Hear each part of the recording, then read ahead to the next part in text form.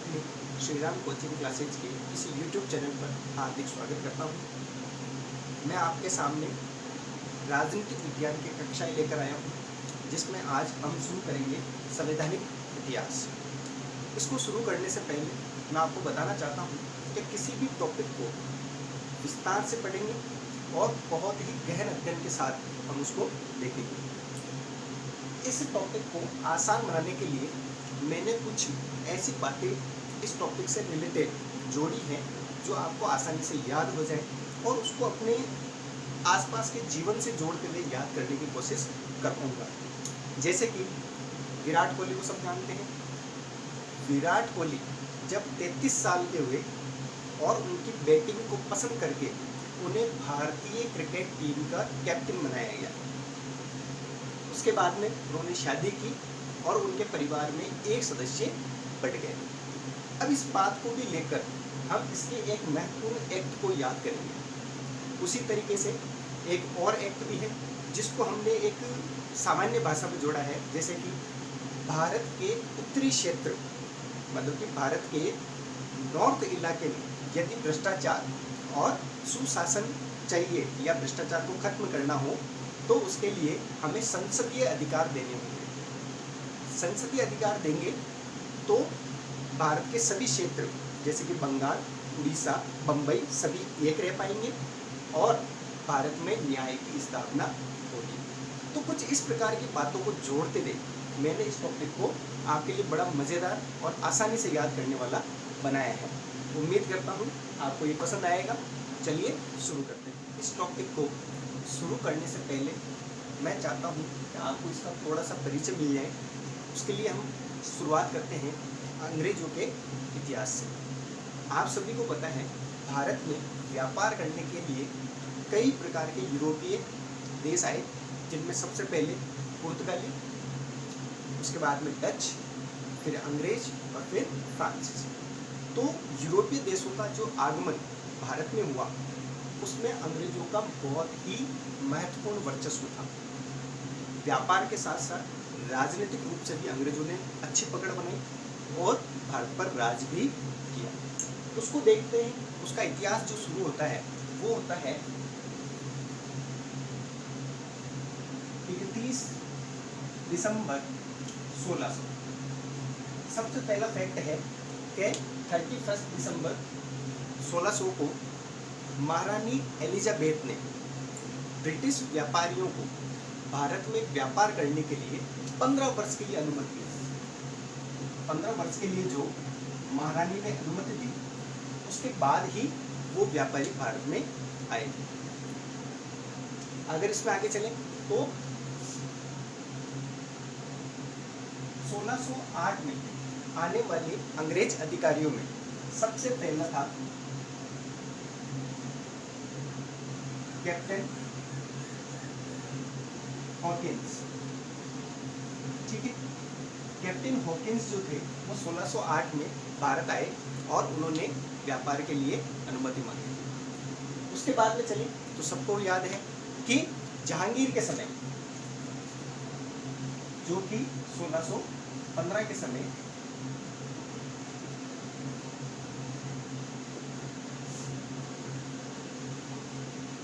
जहांगीर के समय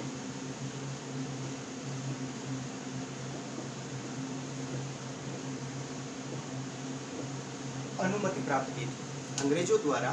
जहांगीर के समय जब 1615 में आया अंग्रेज अधिकारी और उन्होंने सर टॉमस रो उन्होंने जहांगीर से अनुमति प्राप्त की और सबसे पहली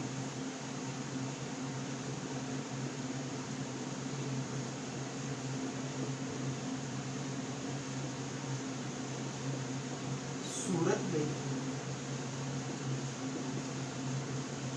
व्यापारिक कोठी स्थापित की थी। ठीक है, तो 1615 में जहांगीर की अनुमति के बाद ही सबसे पहली व्यापारिक कोठी सूरत में स्थापित अंग्रेजों द्वारा की गई थी। उसके बाद में भी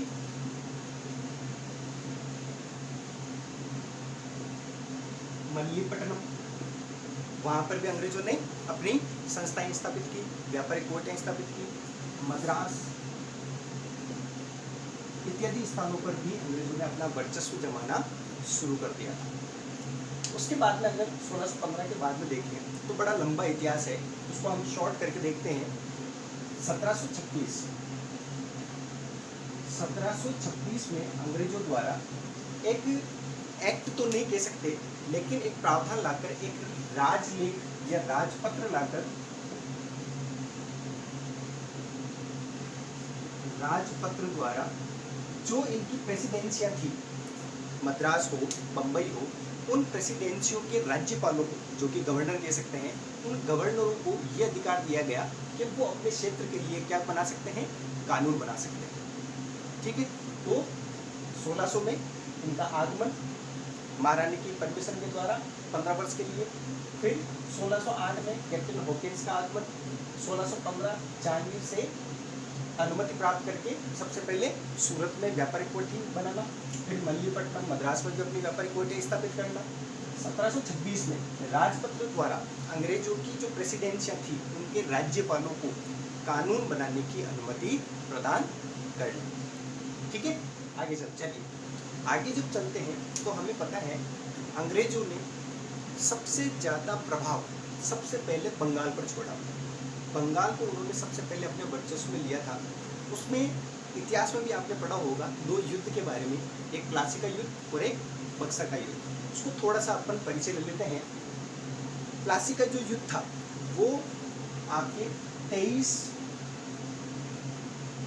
जून 1757 को, ठीक है, ये हुआ था बंगाल के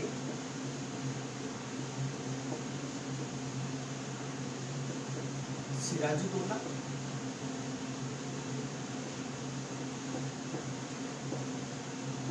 अंग्रेज अधिकारी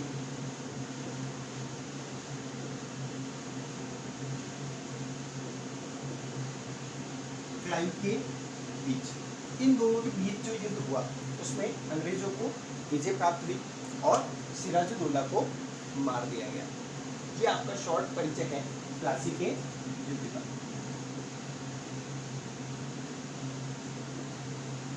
ठीक है, जब सिराजुद्दौला हार गया, मारा गया, उसके बाद में मीर जाफर को वहाँ का नवाब बनाया गया। लेकिन मीर जाफर अंग्रेजों के कहने के बावजूद भी अपने प्रशासनिक सुधार करता रहा। वो बात अंग्रेजों को अच्छी नहीं लगी तो उन्होंने उसे हटाकर और मीर कासिम को अपना सम्राट घोषित कर दिया, वहाँ का बंगाल का नवाब घोषित कर दिया। जब मीर कासिम को ये पता लगा कि अंग्रेज उससे भी खुश नहीं है तो वह अपनी राजगद्दी बचाने के लिए अवध के नवाब के पास सहायता मांगने गया था। उसी को लेकर एक गुट बना जिसमें मुगल सम्राट भी थे, अवध का राजा भी था और बंगाल का नवाब मीर कासिम भी था। तो तीनों ने मिलकर एक गुट बनाया और उसने अंग्रेजों के साथ युद्ध किया। वही आपका कहलाया बक्सर का युद्ध, जिसकी डेट है 22 अक्टूबर 1764। ठीक है, जिसमें 3 लोग तो एक तरफ थे जिनके मैं नाम लिख देता हूं। अवध के तो थे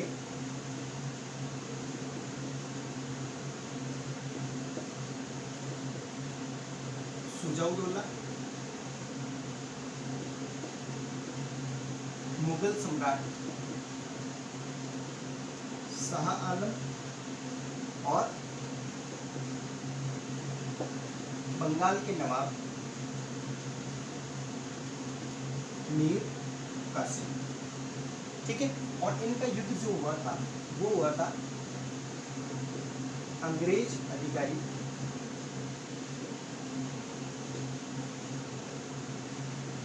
मुनरो से। ठीक है, मुनरो द्वारा इनके प्रति युद्ध किया गया और उसकी विजय हुई और ये तीनों सम्राट इस युद्ध में हार गए। तो स्मिथ ने यह भी कहा है कि बक्सर के युद्ध ने प्लासी के अधूरे काम को पूरा कर दिया।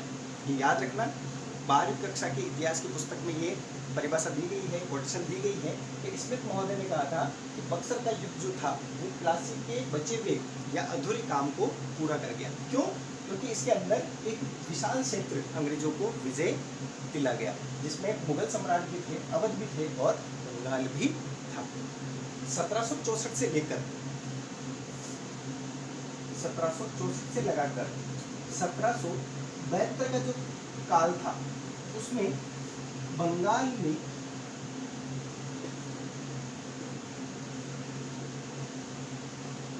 द्वैध शासन लाया गया। बंगाल में द्वैध शासन की स्थापना की गई थी, लेकिन वह सफल नहीं हो पाया, असफल था। और आपको एक महत्वपूर्ण फैक्ट याद रखना चाहिए जो आपको बहुत कम पुस्तकों में मिलेगा। द्वैध शासन का जनक किसे कहा जाता है? ठीक है, ये कहा जाता है लियो कार्टिस। ठीक है, ये शॉर्ट में दो युद्ध के बारे में आपको बताने जा रहा हूँ। ठीक है, प्लासी का युद्ध 23 जून 1757, जिसमें बंगाल के नवाब सिराजुद्दौला और अंग्रेज अधिकारी रॉबर्ट क्लाइव के मध्य युद्ध हुआ, जिसमें रॉबर्ट क्लाइव की विजय हुई, सिराजुद्दौला को मार दिया गया। उसके बाद में 22 अक्टूबर, ये आरबीसी की पुस्तक में है, ये डेट आरबीसी की पुस्तक में है। कई गाइडों में 23 अक्टूबर भी मिलती है, लेकिन आरबीसी की पुस्तक में 22 अक्टूबर है, उसी को सही मानना है। 22 अक्टूबर 1764 बक्सर का युद्ध हुआ, जिसमें 3 नवाब, अवध के मुगल सम्राट और बंगाल के नवाब की हिस्सेदारी थी, जो अंग्रेज अधिकारी मुगलों के द्वारा हारे गए और उन पर अधिकार कर दिया गया। 1764 और 72 के मध्य बंगाल में द्वैध शासन लाया गया, जो असफल रहा पूर्णतया। द्वैध शासन का जो जनक है वो लियो कार्टिस को कहा जाता है। तो आप ये चीज़ें सारी याद कर सकते हैं। 1775 तक का तो हमने इतिहास देख लिया। अब हम शुरू करने जा रहे हैं संवैधानिक इतिहास को। तो संवैधानिक इतिहास को अगर हम देखें तो दो बड़े बड़े भागों में उसको बांटा जा सकता है। एक तो होगा 1773 से लगाकर 1758 के पहले का, 1858 के पहले का, और एक होगा 1858 से लगाकर 1947 तक का भारत के आज़ादी तक का। ऐसा क्यों? क्योंकि 1857 की क्रांति के पहले जितने भी एक्ट आए उनको हम रेगुलेटिंग एक्ट कहते हैं। ठीक है, और 1858 के बाद में जो आए उसमें हम ब्रिटिश महारानी के अधीन चले गए थे, इसलिए वो जो सारे कानून बन के आ रहे थे वो ब्रिटिश संसद से बनकर आ रहे थे। इसीलिए इसको दो बड़े बड़े भागों में हम देख सकते हैं, जिसमें हम पहले पार्ट का शुरू करते हैं 1773 का।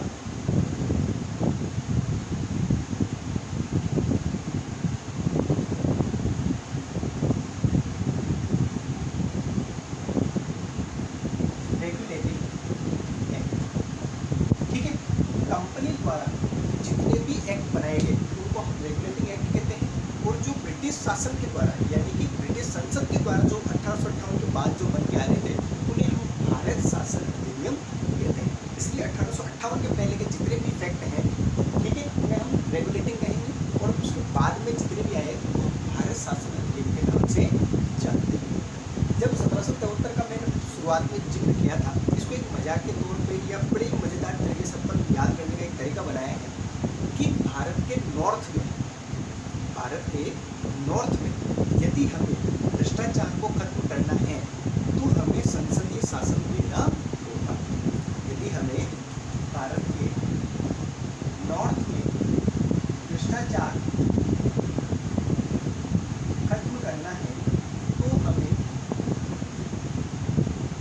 संसदीय शासन देना होगा, और संसदीय शासन यदि देंगे तो बंगाल, बम्बई और मद्रास एक रहेंगे।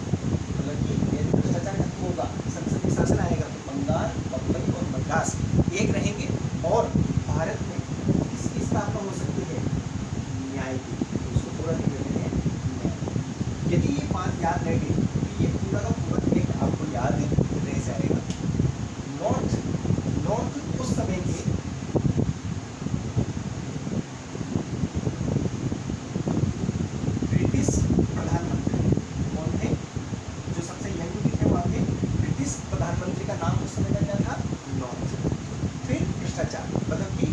कंपनी में जो भ्रष्टाचार फैल चुका था, जो अधिकारी दस्तक प्रथा या अन्य प्रथाओं के द्वारा जो भ्रष्टाचार कर रहे थे, उसको खत्म करने के लिए ब्रिटेन के द्वारा उन पर भ्रष्टाचार को खत्म करने के लिए उनके ऊपर संसदीय शासन लागू करवाया गया कि अब जो भी वो कार्य करेंगे उनको पहले ब्रिटिश संसद से अनुमति लेनी होगी। तो कंपनी के ऊपर संसदीय शासन लागू कर दिया गया।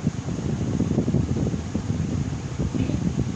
और बंगाल, बम्बई और मद्रास पर तीनों के गवर्नरों को सम्मिलित रूप से फिर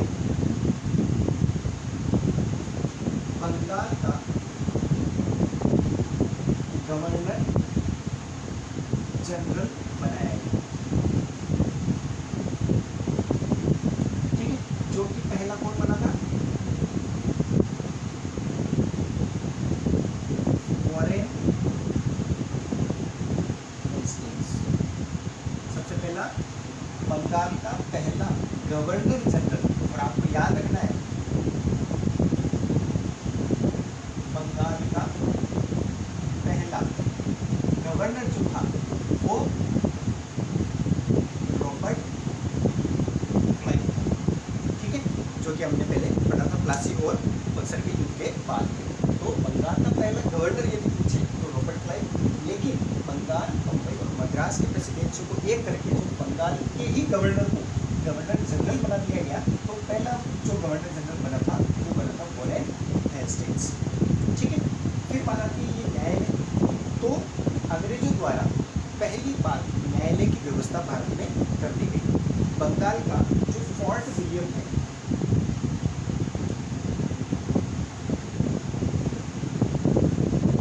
बंगाल के फोर्ट विलियम में एपेक्स न्यायालय के नाम से कह सकते हैं। ठीक है, न्यायालय की स्थापना की गई। लेकिन प्रारूप तो 1773 में बना था, लेकिन न्यायालय की जो स्थापना हुई थी वो हुई थी 26 जुलाई 1774। ये चीज आपको याद है। और न्यायालयों की, न्यायाधीशों की जो संख्या थी वो 1+3, मतलब कि एक मुख्य वकील। तो ये चीजें आपको याद रखनी है। एक बार वापस रिवाइज करवा देता हूँ। भारत के नॉर्थ में यदि हमें भ्रष्टाचार को खत्म करना है तो हमें संसदीय शासन लाना होगा, ताकि बंगाल, बम्बई, मद्रास सभी एक रहें और भारत में किसकी स्थापना हो जाए? न्यायालय की स्थापना हो जाए। तो इसे एक लाइन में हम 1773 में जितनी भी विशेषताएं हैं वो सारी की सारी याद कर सकते हैं। नॉर्थ जो नाम जोड़ा वो मेरे ब्रिटिश प्रधानमंत्री उस समय के तात्कालिक भ्रष्टाचार, मतलब कि जो ब्रिटिश कंपनियों द्वारा जो भ्रष्टाचार किया जा रहा था उसको खत्म करने के लिए जो संसदीय शासन दिया गया वो ब्रिटिश कंपनी पर दिया गया था। बंगाल, बम्बई, मद्रास को एक करके बंगाल के गवर्नर को ही गवर्नर जनरल बना दिया गया, जो कि पहले गवर्नर जनरल को बने वॉरेन हेस्टिंग्स, और बंगाल के पहले गवर्नर रॉबर्ट क्लाइव। न्यायालय 1+3, मतलब एक मुख्य न्यायाधीश और 3 अन्य न्यायाधीश। कहाँ स्थापित किया गया? Fort William. और कब किया गया? 26 जुलाई 1774। तो ये 1774 का लिबरेटिव एक्ट। ठीक है, आगे चलते हैं। तो हमने देखा कि 1774 का जो एक्ट था वो भारत के संवैधानिक इतिहास का पहला महत्वपूर्ण बिंदु कह सकते हैं, और उसी से भारतीय जो संविधान के इतिहास की नींव रखी गई थी। ठीक है, अब आगे चलते हैं। 1784 का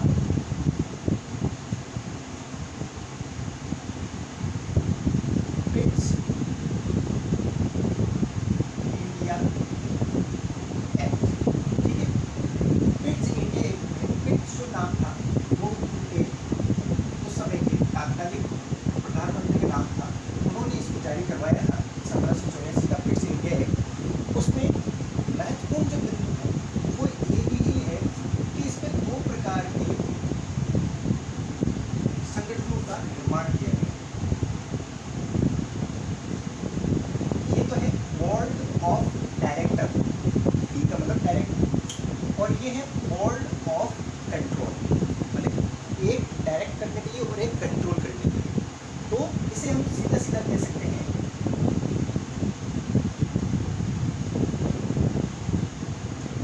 वेद शासन की शुरुआत। ठीक है, ये इसी का महत्वपूर्ण बिंदु है कि 1784 के ब्रिटिश इंडिया एक्ट की सबसे महत्वपूर्ण विशेषता क्या है? वेद शासन की शुरुआत करना।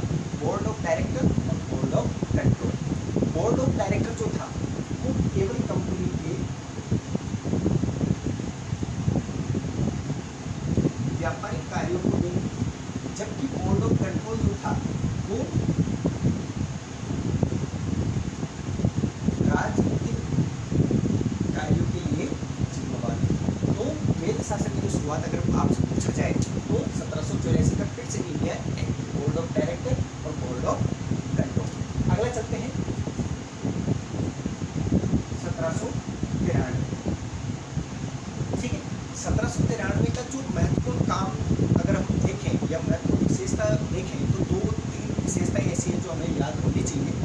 तो विशेषताओं में ये हम देख सकते हैं कि एक तो कंपनी के व्यापारिक कार्यों को 20 वर्ष के लिए कंपनी के व्यापारिक अधिकार बढ़ा दिए। तो ये याद कर सकते हैं 20 वर्षों के लिए उन्हें और अनुमति दे दी गई। तो 1793 के बाद जो हम पढ़ेंगे वो 20 वर्ष जोड़ लीजिए, 1813 का एक्ट पढ़ेंगे। तो 20 वर्षों के लिए कंपनी के जो व्यापारिक अधिकार थे उनको बचाए रखा और उन्हीं को ही प्राप्त होते रहे और उन्होंने 20 वर्ष के लिए और व्यापार किया। इसके बाद में जो बोर्ड ऑफ कंट्रोल है, बोर्ड ऑफ जो कंट्रोल है उसका जो वेतन होता था, वह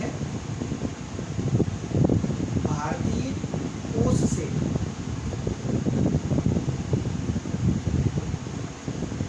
लिया जाना तय।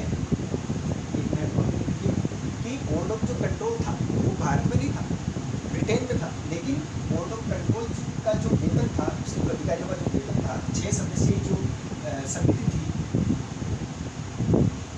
ठीक है, 6 सदस्यीय जो समिति थी उसका जो वेतन था वो भी भारतीय कोष पर डाल दिया गया। यह महत्वपूर्ण फैक्ट है। एक लास्ट हम देख सकते हैं कि यदि गवर्नर के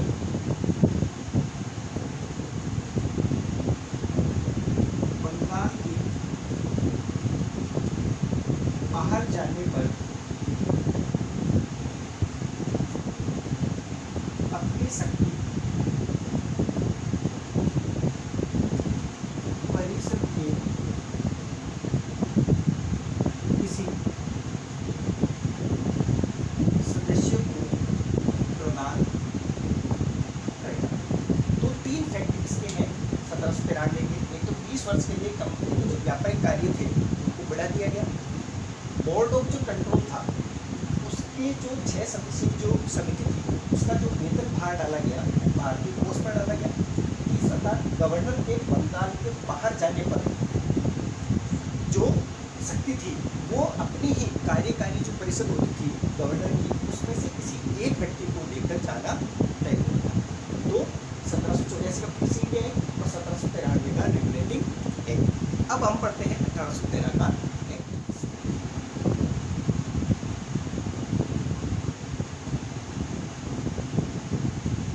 इसको याद करने का महत्वपूर्ण भी है और तरीका भी बनाया है कि एक जो है वो कितनी बार आया, 3 बार। इसे याद कर सकते हैं कि एक नाम कितनी बार आया, 3 बार। तो अपने को इसके 3 महत्वपूर्ण बिंदु याद करने हैं जो तीनों ही एक शब्द से जुड़े हुए हैं। याद करने का एक आसान तरीका बनाया है। पहला शब्द बना सकते हैं हम एकाधिकार, और वो क्या कर दिया गया, खत्म कर दिया गया। तो इसको हम देख सकते हैं कि कंपनी का जो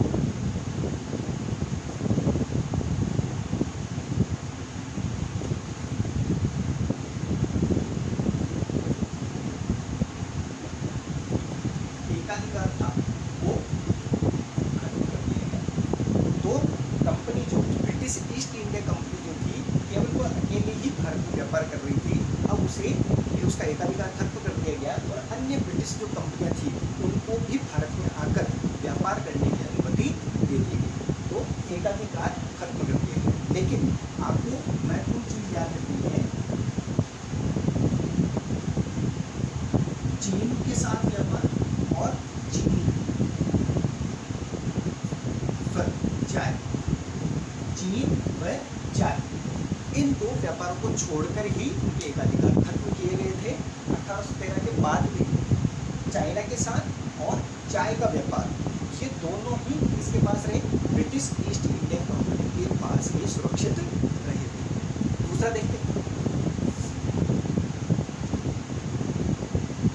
1 लाख एकाधिकार 1 लाख।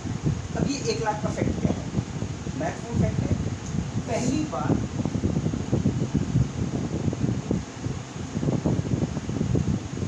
अंग्रेजों द्वारा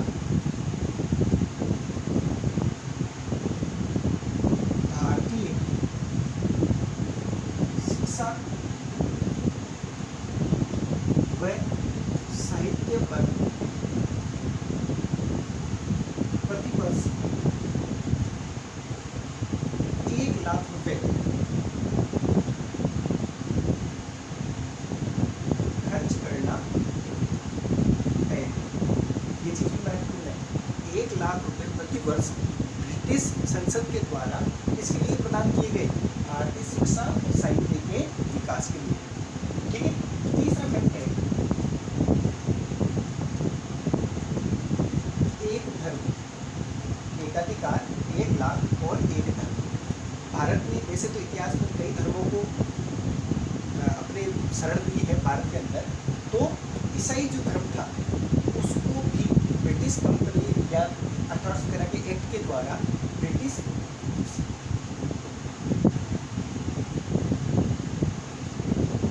ईसाई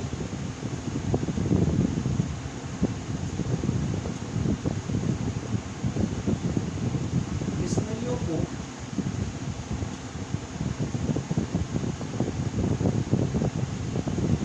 भारत में आकर धर्म का प्रचार प्रसार करने की अनुमति दी।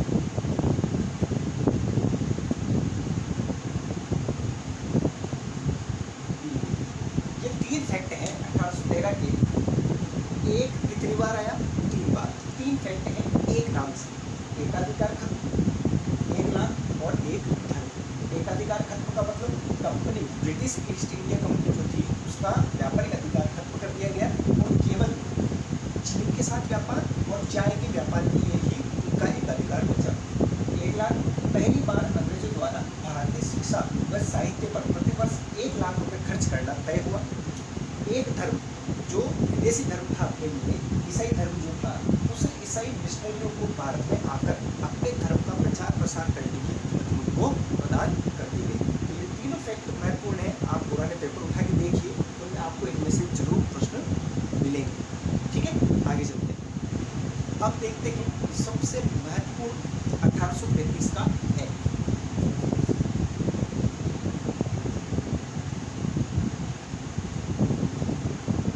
इसमें आपके विराट कोहली जी काम आएंगे। ठीक है, मैंने क्या बोला था उस समय कि विराट कोहली जब कितने साल के थे? 33 साल के थे। विराट कोहली जब 33 साल के थे तब उनकी बैटिंग को पसंद करेंगे।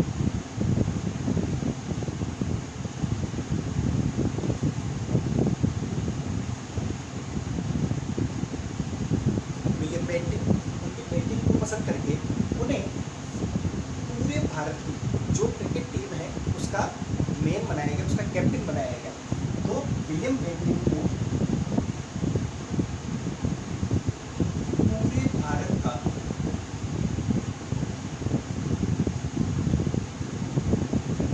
गवर्नर जनरल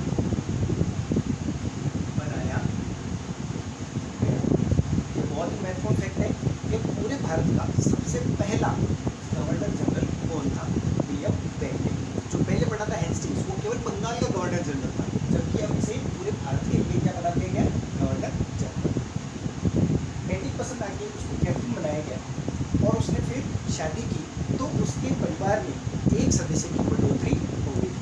तो विलियम बेंटिक के समय या 1833 के एक्ट में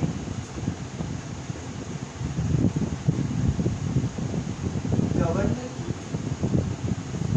परिषद में एक सदस्य जो कि किस सदस्य के रूप में आया? विधि सदस्य। एक सदस्य बनाया जो कि वो था विधि सदस्य। और कई लोगों को याद भी होगा प्रथम विधि सदस्य उस समय कौन बन गया है? Lord Macaulay. बहुत ही महत्वपूर्ण है, इसे याद रखना। लॉर्ड मैकॉले को प्रथम विधि सदस्य के रूप में यह पद दिया गया था। इसी से जुड़ा हुआ एक और फैक्ट याद कर सकते हैं कि 1834 में प्रथम विधि आयोग ये भी आप अलग से याद कर सकते हैं।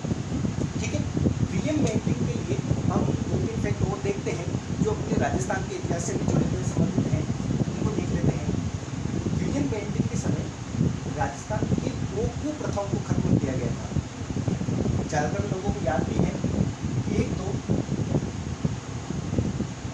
सती प्रथा, उस पर जो रोक लगाई थी विलियम बेंटिक ने, वो लगाई थी 1829 में। ठीक है, 1829 में जब सती प्रथा पर रोक लगाई थी, लेकिन प्रश्न ये भी पूछा जाता है राजस्थान के इतिहास के संदर्भ में कि राजस्थान की ऐसी पहली कौन सी रियासत थी जिसने सती प्रथा पर अपने रियासत में रोक लगाई थी। वो थी पहली रियासत जो थी वो थी आपकी बूंदी, और वो उसने रोक लगाई थी 1822 में। और विलियम बेंटिक के प्रयासों के द्वारा, राजा राममोहन राय के द्वारा प्रयास करने पर सती प्रथा पर जो विलियम बेंटिक ने रोक लगाई वो लगाई 1829 में। एक फैक्ट और है, कन्या वध पर रोक, ये भी बहुत महत्वपूर्ण फैक्ट है। ठीक है, सती प्रथा पर 1829 में और इस पर लगाई थी 1834 में। उसका भी श्रेय किसको जाता है? विलियम बेंटिक को। और सेम ऐसे प्रश्न इसके लिए भी बनता है कि राजस्थान की पहली कौन सी रियासत थी जिसने कन्या वध पर रोक लगी? तो ऐसे है, ऐसे भी याद कर सकते हैं, कोटा है। ठीक है, कोटा जो रियासत थी उसने कन्या वध पर सबसे पहले रोक लगाई थी। बूंदी ने पहली ऐसी रियासत जिसने सती प्रथा पर रोक लगाई 1822, और कन्या वध पर रोक लगाने वाली रियासत थी आपकी कोटा। ये कुछ अलग से फैक्ट है विलियम बेंटिक के लिए जो आपको याद होने चाहिए, आपके इतिहास में भी काम आएंगे, राजस्थान हिस्ट्री में भी काम आते हैं। ठीक है, तो आज के लिए इतना ही। अगले फैक्ट हम कल की क्लास में देखेंगे। जल्द ही आपको एक और वीडियो प्राप्त हो जाएगा।